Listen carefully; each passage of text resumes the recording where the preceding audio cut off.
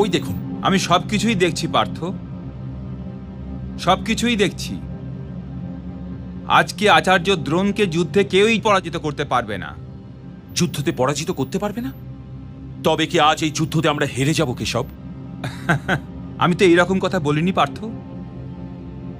কিন্তু এটা অবশ্যই বলছি যে যুদ্ধের সমস্ত নিয়ম পালন করে আজকে আচার্য দ্রোণকে কেউই যুদ্ধে পরাজিত করতে পারবে না। ধর্মের রক্ষার জন্য যদি মিথ্যে কথার সহযোগিতাও নিতে হয় তবে এতে কোনো দোষ হবে না। এ আপনি কি বলছেন গিরিধারী? আমি তো কেবল একটা প্রয়োজনীয় কথা বলছি কৌন্তেয়। যে ধর্মের বিরোধ করে চলেছে সে তো স্বয়ংই অধর্মের প্রতীক হয় না? তবে ওকে ধর্মের পথ থেকে সরানোটা তো সকলেরই কর্তব্য। তবে এমন ব্যক্তিকে ধর্মের পথ থেকে সরিয়ে দেওয়া মিথ্যেটা তো ধর্মই হলো না পার্থ? এটা তো পরিষ্কার তর্ক হচ্ছে বাসুদেব। তর্কই জীবনের ভিত্তি অর্জুন। বিশ্বাসের অঙ্কুর যদি তর্কের ভূমি থেকে ফোটে তবেই সে জীবিত থাকতে পারে।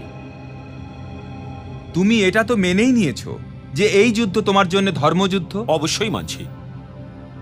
আর তুমি এটাও অবশ্যই মেনে নেবে যে আচার্য দ্রোণ ধর্মের বিজয় পথের সবচেয়ে বড় বাধা হয়ে রয়েছেন। হ্যাঁ, এটাও আমি অবশ্যই মানছি। তবে তুমি এটাও অবশ্যই মানবে পার্থ যে ধর্মের বিজয়ের জন্য আচার্যের পরাজয় অনিবার্য। আর এটাও মেনে নাও পার্থ যে ধর্মের পালন কখনো অধর্ম হতে পারে না।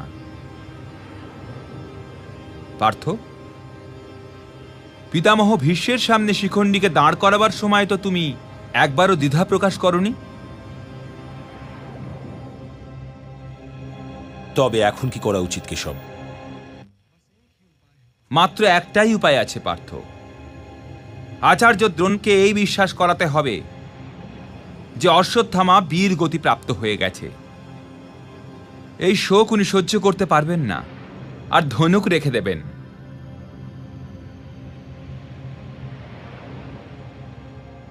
না কেশব, আমি ক্ষমা চেয়ে নিচ্ছি। আমি এই মূল্যে যুদ্ধ জিততে চাইছি না। যুদ্ধ জিততে আর না জিততে চাইবার তুমি কে পার্থ? অধর্মের বিরুদ্ধে যুদ্ধ করাটা তোমার ধর্ম, তাই তুমি কেবল নিজের কর্ম করো। কর্মফল তো তোমার আয়ত্তের মধ্যে নেই। কিন্তু আমি অসত্যের বাণ চালাবার কলা তো জানিই না মধুসূদন।